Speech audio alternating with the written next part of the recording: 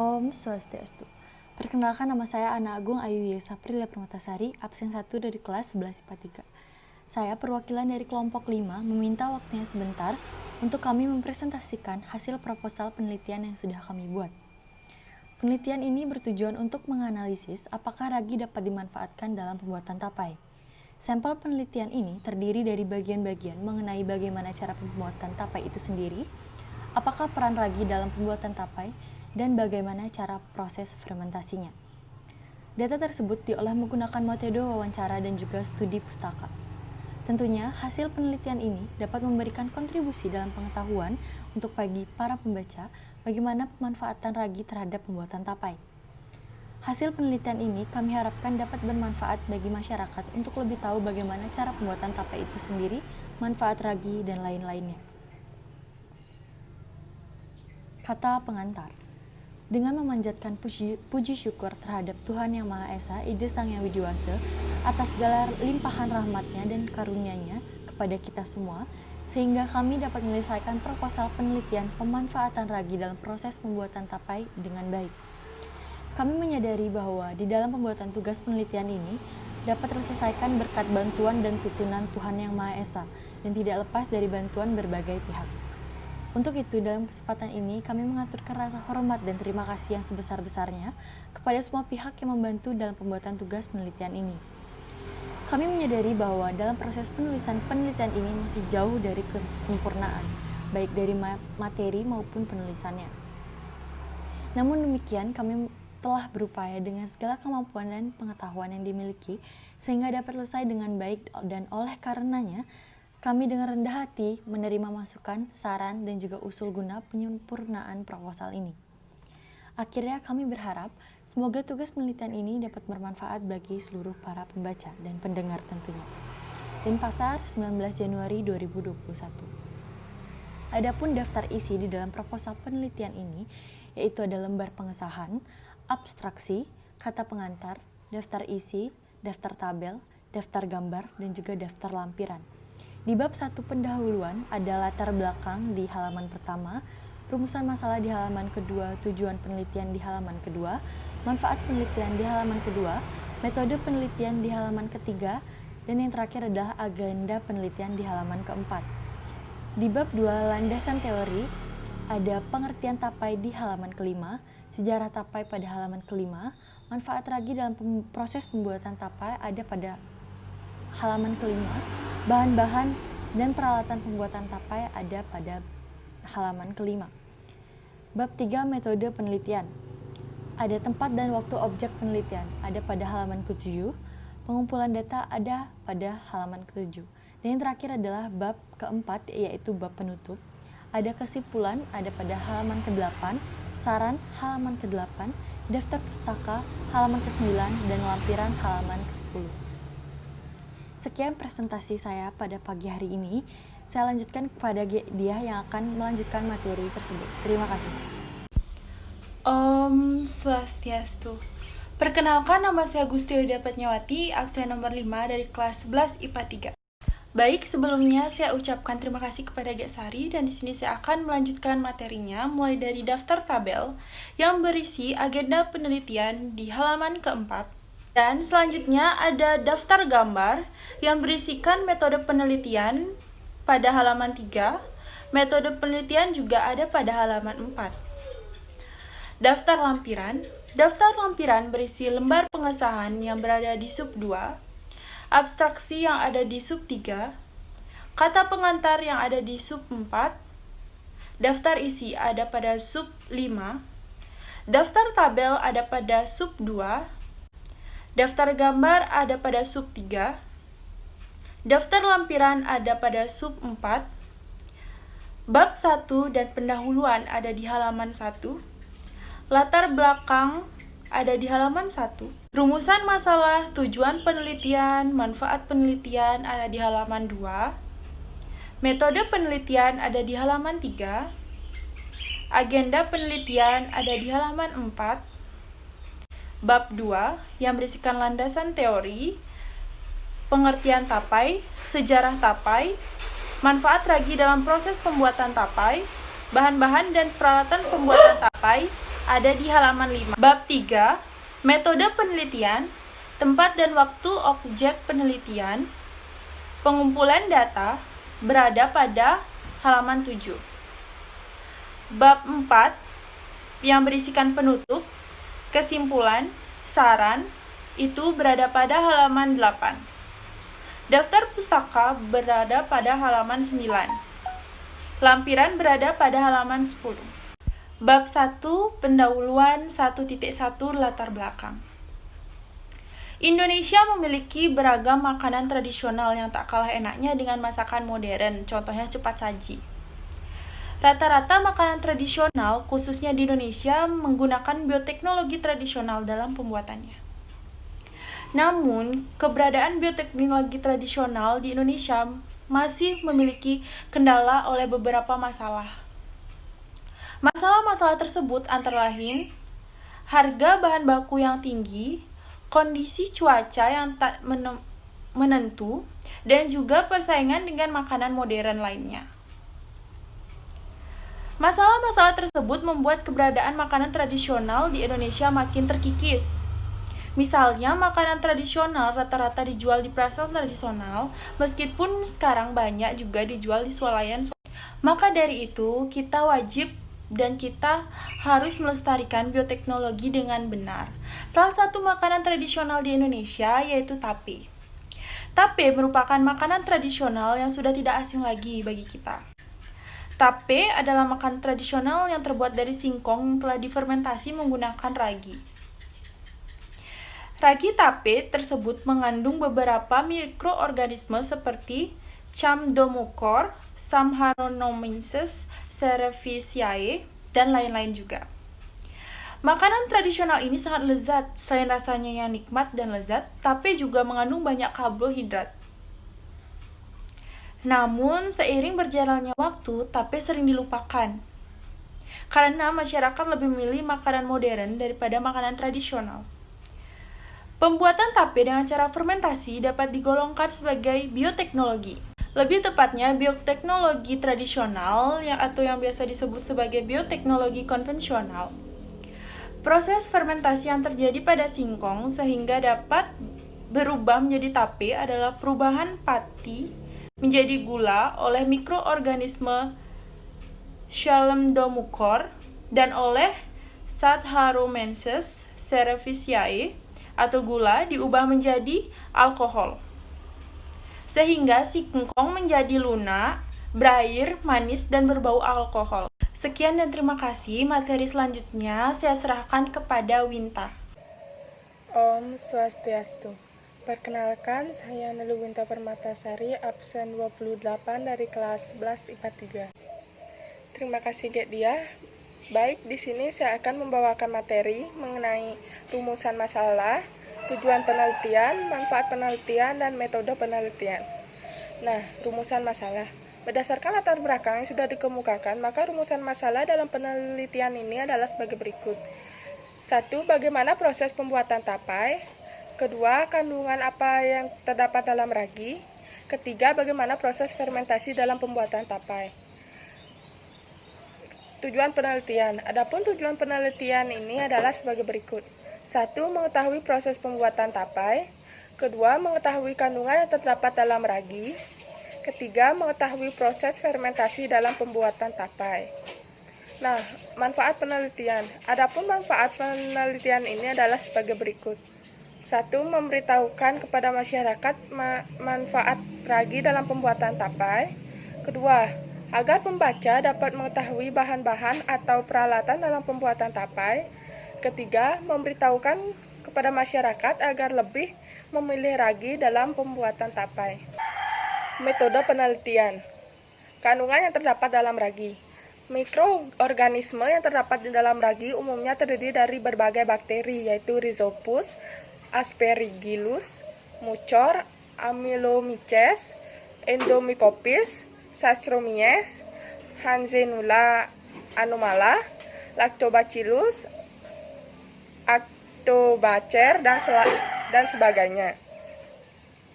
Proses fermentasi dalam pembuatan tapai. Tapai ketan dibuat dengan proses fermentasi yang dibantu oleh ragi dan bakteri Saccharomyces cerevisiae, yang dapat mengubah karbohidrat menjadi alkohol dan karbon dioksida.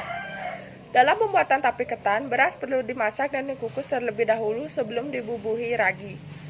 Campuran tersebut ditutup dengan daun dan diinkubasi dengan suhu 25 derajat sampai 30 derajat Celcius selama 2-3 hari sekaligus, menghasilkan alkohol dan tekstur yang lebih lembut. Reaksi-reaksi dalam fermentasi singkong ataupun beras ketan menjadi tape adalah glukosa C6H12O6 yang merupakan gula paling sederhana. Melalui fermentasi ini akan menghasilkan etanol yaitu 2C2H2OH. Reaksi fermentasi ini dilakukan oleh ragi dan digunakan pada produksi makanan. Cara pembuatan tape singkong yaitu pertama kupas dan cuci bersih singkong lalu potong sesuai selera. Kukus singkong sampai matang, kemudian sisihkan dan dinginkan. Masukkan singkong pada wajan yang dilapisi daun pisang. Taburi dengan ragi tape secukupnya. Tutup rapat wadah dengan daun pisang dan penutup. Tunggu proses fermentasi selama 2-3 hari. Tape singkong siap dikonsumsi. Cara pembuatan tape ketan. Yang pertama, ketan direndam hingga kurang lebih 4 jam. Kukus ketan tersebut selama 30 menit. Setelah didinginkan, ketan dicampur rata dengan ragi. Bungkus ketan dengan plastik atau daun pisang. Tunggu proses fermentasi selama 2-3 hari. Tape ketan siap dikonsumsi. Sekian materi yang saya sampaikan. Selanjutnya saya serahkan kepada Tasya. Om Swastiastu. Terima kasih Winta. Di sini saya akan melanjutkan presentasi saya. Sebelum itu, perkenalkan nama saya Niputu Natasha Marani Putri, nomor absen 37 dari kelas 11 IPA 3. Di sini saya akan mempresentasikan yang masih terdapat pada bab 1, yaitu mengenai 1.6 agenda penelitian. Baik, di agenda penelitian ini terdapat tabel kegiatan, bulan, serta tanggal pelaksanaan. Yang pertama, kegiatan tahap persiapan penelitian yang dilaksanakan pada tanggal 16 dan 17 Januari. Kemudian yang kedua, kegiatan tahap pelaksanaan yang dilaksanakan pada tanggal 18 Januari. Kemudian yang ketiga, kegiatan tahap penyusunan laporan yang dilaksanakan pada tanggal 19, 20, dan 21 Januari. Baik, selanjutnya kita masuk ke bab 2, yaitu mengenai landasan teori. 2.1 mengenai pengertian tapai. Tapai atau tape adalah kudapan yang dihasilkan dari proses fermentasi bahan pangan berkarbohidrat sebagai substrat oleh ragi. Di Indonesia dan negara-negara tetangganya, substrat ini biasanya berupa umbi singkong dan beras ketan. Kemudian lanjut 2.2 mengenai sejarah tapai. Sejarah asal-usul tapai tidaklah diketahui secara tepat. Ada pendapat mengatakan bahwa tapai berasal dari makanan kaum Jawa. Di Jawa, tapai dikenali sebagai tapai singkong atau tape telo. Tapai bukan saja populer di Indonesia dan di Malaysia, malah di beberapa negara Asia lainnya. Tapai dikenali sebagai basi binubran di Filipina, Chao di Kamboja, dan Chao Mang di Thailand. Apapun tapai diiktiraf sebagai salah satu makanan unik kaum Melayu. Tapai amat sesuai dijadikan bahan makanan pencuci mulut. Kemudian selanjutnya 2.3 mengenai manfaat ragi dalam proses pembuatan tapai. Ragi tape adalah bahan yang dapat digunakan dalam pembuatan tape, baik dari singkong maupun beras ketan. Manfaat ragi adalah proses pembuatan tapai, yaitu sebagai proses fermentasi dan mempercepat proses pematangan tapai. Kemudian yang terakhir yaitu 2.4 mengenai bahan-bahan dan peralatan pembuatan tapai. Yang pertama, bahan-bahan pembuatan tapai terdapat singkong atau ketan, kemudian ragi, dan yang terakhir daun pisang untuk alas. Kemudian selanjutnya yang kedua, peralatan pembuatan tapai yaitu terdapat pisau, panci, panci kukus, plastik, ember, kain lap, kompor, penyaring, piring, serta sendok dan garpu. Baik, sekian hasil presentasi saya. Saya akan melanjutkan hasil presentasi saya kepada rekan saya yang bernama Winnie. Sekian, saya tutup dengan para mesante. Om Santi Santi Santi Om. Om Swastiastu. Perkenalkan, nama saya Niwayani Cahyani, kelas 11 IPA 3, nomor absen 39. Terima kasih Tasya. Baik, di sini saya akan membawakan materi bab 3, metode penelitian 3.1, tempat dan waktu objek penelitian. Penelitian ini berlangsung pada tanggal 17 Januari 2021 sampai dengan 18 Januari 2021 di Sempidi. 3.2, pengumpulan data.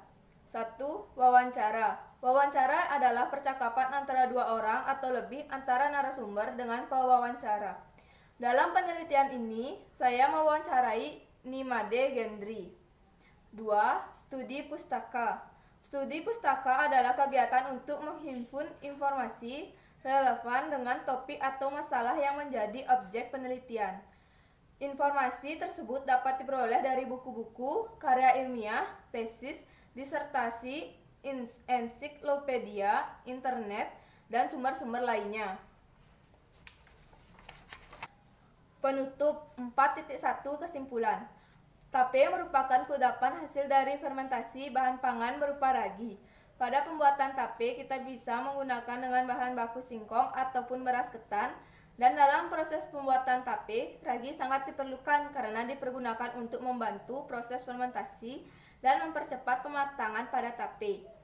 Pada saat fermentasi tape, suhu yang diperlukan sekitar 25 derajat sampai 30 derajat Celcius. Dan waktu fermentasi yaitu 2-3 hari sehingga tape terasa lebih lembut.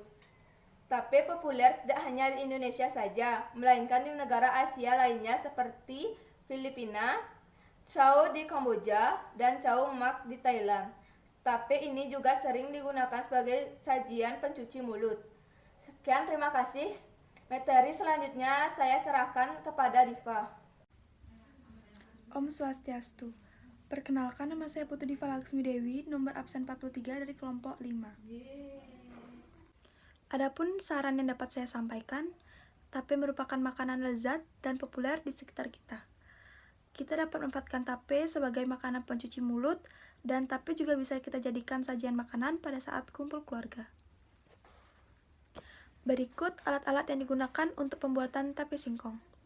Yang pertama, baskom, kain lap, kompor, panci kukus, penyaring, piring, pisau, sendok, dan garpu.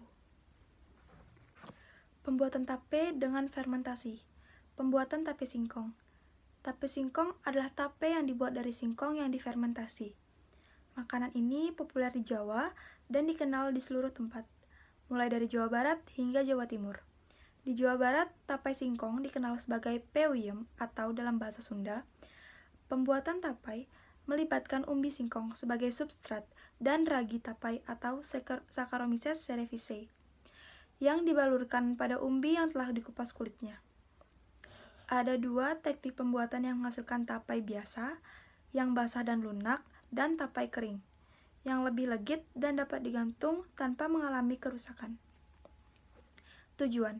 Yang pertama, mengidentifikasi manfaat jamur dalam pembuatan produk makanan. Yang kedua, mengetahui peranan organisme Saccharomyces cerevisiae dalam peragian. Adapun bahan-bahan yang harus kita siapkan untuk pembuatan tape singkong, yang pertama, air secukupnya, daun pisang, ragi yang telah dihaluskan, dan singkong 1 kilo. Berikut cara kerja pembuatan tape singkong. Yang pertama, siapkan semua bahan. Yang kedua, kupas singkong dan kikis bagian kulit airnya hingga kesat. Yang ketiga, potong singkong yang telah dikupas sesuai keinginan. Yang keempat, cuci hingga bersih singkong yang telah dipotong. Yang kelima, sementara menunggu singkong kering, masukkan air ke dalam panci sampai kira-kira terisi 1/4 lalu panaskan hingga mendidih. Yang keenam, setelah air mendidih, masukkan singkong ke dalam panci kukus, lalu kukus hingga singkong 3/4 matang. Kira-kira ketika daging singkong sudah bisa ditusuk dengan garpu. Yang ketujuh, setelah matang, angkat singkong yang telah 3/4 masak lalu taruh di suatu wadah kemudian didinginkan. Yang kedelapan, sambil mengipas-ngipas, teman satu kelompok kami menyiapkan wadah sebagai tempat untuk mengubah singkong menjadi tape. Wadah itu terdiri dari baskom yang bawahnya dilapisi dengan daun pisang. Yang kesembilan, setelah singkong benar-benar dingin, masukkan singkong ke dalam wadah lalu taburi dengan ragi yang telah dihaluskan dengan menggunakan saringan. Yang ke-10, singkong yang telah diberi ragi ini kemudian ditutupi kembali dengan daun pisang. Singkong ini harus benar-benar tertutup agar mendapatkan hasil yang maksimal. Yang ke-11, setelah singkong ditutupi dengan daun pisang, diamkan selama 2-3 hari hingga sudah terasa lunak dan manis. Saat itulah singkong telah menjadi tape. Reaksi yang terdapat dalam fermentasi singkong menjadi tape adalah glukosa atau C6H12O6 yang merupakan gula paling sederhana. Melalui fermentasi akan menghasilkan etanol atau 2C2H5OH. Reaksi fermentasi ini dilakukan oleh ragi dan digunakan pada produksi makanan. Persamaan reaksi kimia yaitu C6H12O6 ditambah 2C2H50H ditambah 2C02 ditambah 2 ATP. Berikut penjabarannya yaitu gula atau glukosa, fruktosa atau sukrosa, ditambah alkohol atau etanol, ditambah karbon dioksida, ditambah energi. Kesimpulannya adalah yang pertama, pembuatan tape termasuk dalam bioteknologi konvensional atau tradisional karena masih menggunakan cara-cara yang terbatas. Yang kedua, pada proses pembuatan tape, jamur ragi akan memakan glukosa yang ada di dalam singkong sebagai makanan untuk pertumbuhannya, sehingga singkong akan menjadi lunak. Jamur tersebut akan merubah glukosa menjadi alkohol. Yang ketiga, dalam pembuatan tape, ragi atau Saccharomyces cerevisiae mengeluarkan enzim yang dapat memecah karbohidrat pada singkong menjadi gula yang lebih sederhana. Oleh karena itu, tape terasa manis apabila sudah matang walaupun tanpa diberi gula sebelumnya. Yang keempat, kegagalan dalam pembuatan tape biasanya dikarenakan enzim pada ragi Saccharomyces cerevisiae tidak pecah apabila terdapat udara yang mengganggu proses pemecahan enzim tersebut. Dan selanjutnya yaitu cara pembuatan tape ketan. Landasan teori adalah tape merupakan makanan tradisional yang banyak dikonsumsi oleh masyarakat Indonesia. Proses pembuatan tape melibatkan proses fermentasi yang dilakukan oleh jamur Saccharomyces cerevisiae. Jamur ini memiliki kemampuan dalam mengubah karbohidrat, fruktosa dan glukosa menjadi alkohol dan karbon dioksida. Selain Saccharomyces cerevisiae, dalam proses pembuatan tape ini terlibat pula mikroorganisme lainnya yaitu mucor, Chlamydosporus, dan Endomycopis fibuligera. Kedua mikroorganisme ini turut membantu dalam mengubah pati menjadi gula sederhana atau glukosa. Berikut alat dan bahannya yaitu 1. Pengukus nasi atau langseng 1 buah, 2. Panci atau baskom 1 buah, yang ketiga tampah 1 buah, yang keempat cukil kayu 1 buah, yang kelima kipas 1 buah, yang keenam keler atau daun pisang atau plastik, yang ketujuh beras ketan hitam atau ketan putih 1 kilo, yang kedelapan ragi tape. Prosedur kerjanya sebagai berikut. Yang pertama, cuci bersih semua peralatan yang akan digunakan lalu keringkan. Yang kedua, rendamlah beras ketan tersebut selama 12 jam. Yang ketiga, setelah direndam selama 12 jam, angkat beras ketan tersebut lalu bilas dengan air beberapa kali. Yang keempat, kukus beras ketan tersebut sampai matang. Yang kelima, angkat beras ketan yang telah matang, lalu letakkan di atas tampah atau baskom, dinginkan dengan cara mengipasnya. Yang keenam, setelah dingin, dicampurkan ragi yang telah dihaluskan dan aduk sampai rata. Yang ketujuh, bungkus ketan yang telah dicampur ragi dengan daun pisang atau plastik, atau masukkan ke dalam keler atau stoples. Yang ke-8, simpan selama 2-3 hari. Catatan, 1. Banyaknya ragi yang digunakan disesuaikan dengan jumlah beras ketan. Bila terlalu banyak akan mempercepat proses fermentasi dan menyebabkan fase tape menjadi pengar bila terlalu sedikit dapat menyebabkan tape yang terbentuk tidak manis dan terasa keras. Yang kedua, takaran ragi yang tepat biasanya diperoleh berdasarkan pengalaman. Yang ketiga, kualitas tape yang baik turut ditentukan oleh jenis ragi yang digunakan dan asal ragi tersebut. Ragi atau fermen merupakan zat yang dapat menyebabkan fermentasi. Ragi biasanya mengandung mikroorganisme yang melakukan fermentasi dan media biakan bagi mikroorganisme tersebut. Media biakan ini dapat terbentuk berbutiran-butiran kecil atau cairan nutrien. Ragi umumnya digunakan dalam industri makanan untuk membuat makanan dan minuman hasil fermentasi seperti acar, tempe, tape, roti, dan bir. Mikroorganisme yang digunakan dalam ragi umumnya terdiri atas berbagai bakteri dan fungi, yaitu kamir dan kapang, yaitu Rhizopus, Aspergillus, Mucor, Amylocomyces, Endomycopsis, Saccharomyces, Hansenula anomala, Lactobacillus, Acetobacter, dan sebagainya. Ragi berkembang biak dengan dua cara, yaitu aseksual dan seksual. Pada reproduksi aseksual terjadi dengan proses bertunas. Tunas dibentuk pada permukaan luar dari sel induk karena pembelahan inti. Satu inti berimigrasi ke tunas yang memanjang. Bahan dinding sel terbentuk di antara tunas dan sel induk dan tunas, memisahkan diri. Beberapa ragi seperti Candida albicans menghasilkan sekelompok spora reproduktif aseksual yang disebut blastospora dan spora pertahanan hidup yang berdinding tebal yang disebut chlamydospora. Pada reproduksi seksual terjadi dengan spora seksual yang disebut ascospora yang dihasilkan dari fungsi inti dari dua inti diikuti dengan meiosis. Reproduksi seksual dianggap lebih jarang daripada reproduksi aseksual, tetapi penting untuk rekombinasi genetik. Terima kasih atas waktunya. Mohon maaf jika ada kesalahan kata yang disengaja maupun tidak disengaja. Saya tutup dengan Paramasanti. Om Santi Santi Santi Om.